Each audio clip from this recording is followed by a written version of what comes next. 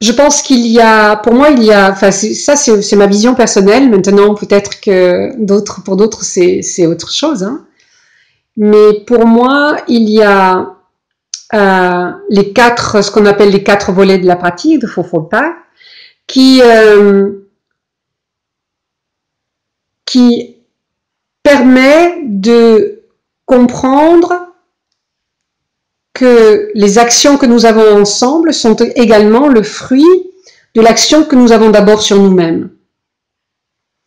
Dans une posture d'apprentissage tout le temps, et je pense que c'est sans doute quelque chose qui m'a touché le plus quand j'ai rencontré Seta, c'est cette posture d'apprentissage, et je pense que voilà, les 4 Fo Pa, c'est vraiment pour moi quelque chose de fondamental, au sens où quelle est la posture que j'ai moi pour pouvoir entamer des conversations qui ont du sens avec d'autres, comment j'invite ensuite d'autres, etc.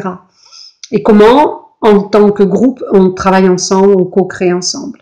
Comment on devient une communauté de pratique, comment on devient une sorte d'une communauté d'apprentis permanents de la vie qui s'en vient devant nous.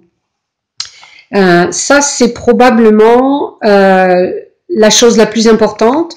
Et puis, il y a une deuxième chose qui se trouve un peu partout, qui n'est pas, enfin, qu'on retrouve de façon très explicite dans les 8 respirations, par exemple, au sens où il y a une sorte de conscience qui est mise étape par étape dans un processus de création collective ou un processus d'intelligence collective.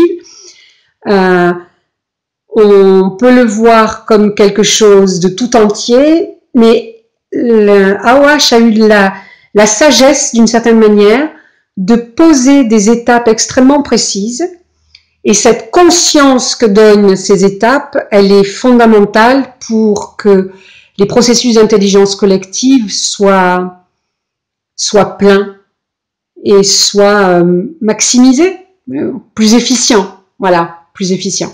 Ce sont les 2 cadres conceptuels qui, pour moi, font une vraie différence avec juste la mise en œuvre d'une méthodologie, par exemple.